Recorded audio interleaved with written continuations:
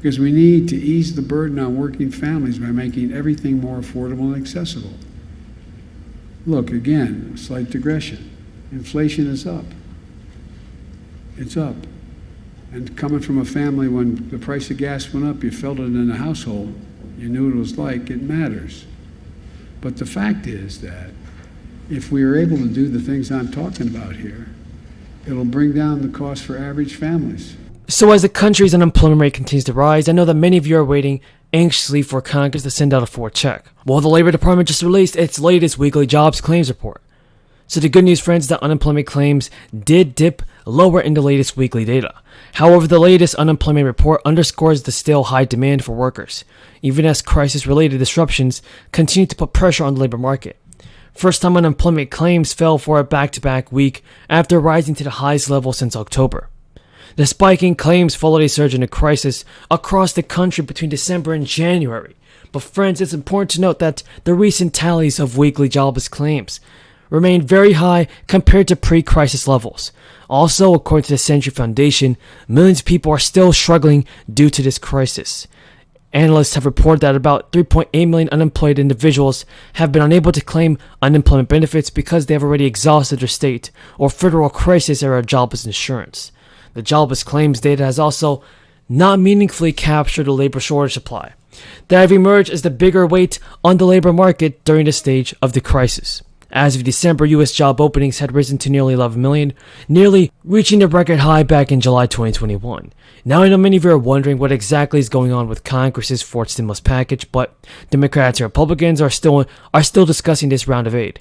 Senator Cardin is reportedly working with the Democratic and Republican Party to gather support for this proposal of a fourth stimulus bill, and so far the proposal would draw money in part from previous packages that had unused cash when they wrapped up.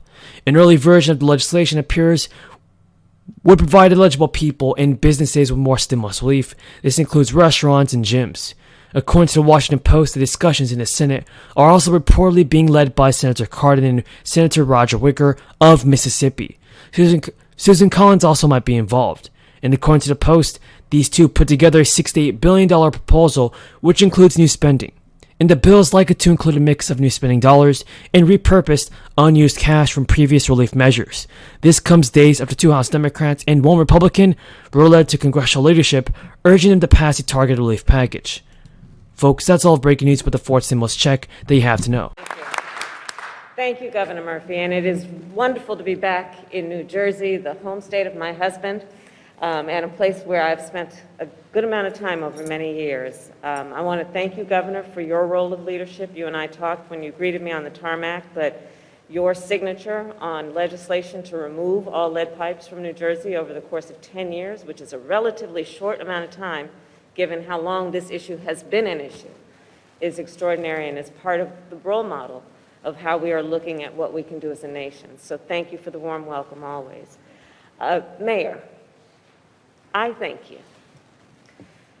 Newark, New Jersey is such an important place in our country for so many reasons, in terms of its history, in terms of its vitality, in terms of its contribution to who we are as a nation. And this has been a long-standing issue, and you came in, cut through red tape, made this a high priority, and have now made it such a role model that for the administrator and I, who have taken to a road show to talk about the importance of removing lead from pipes and paint, we came here at the beginning of this tour to highlight what you have accomplished here in Newark as an example and a role model of what cities around our country are capable of doing. I thank you for that. Thank you. I thank you for that. Thank you.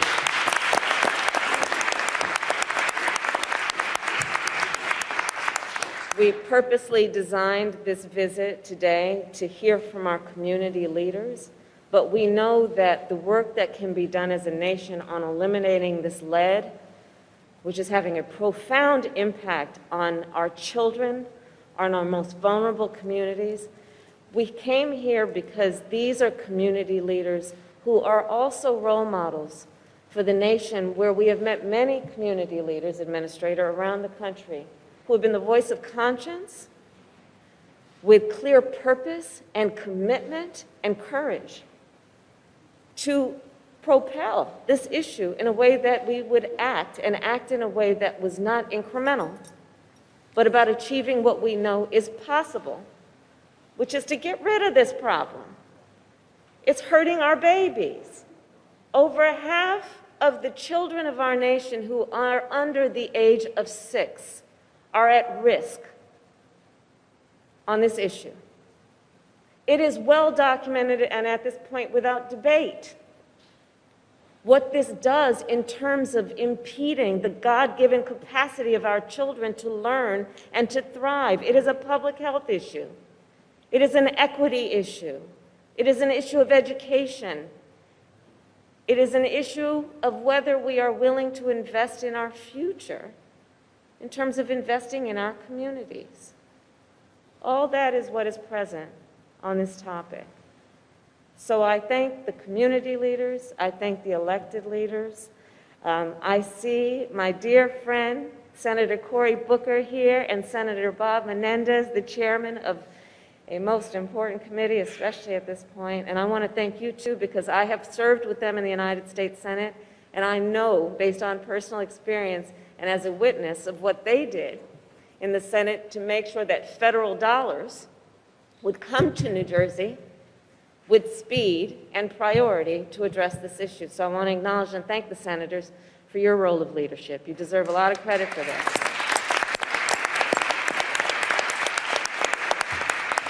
Chairman Pallone, Congressman Donald Payne, we have talked about all these issues so many times. You are incredible advocates for this state, for this district, for the district you represent. And I appreciate you always reminding the President and me of what is at stake on the ground on this and so many other issues. So thank you for that. And again,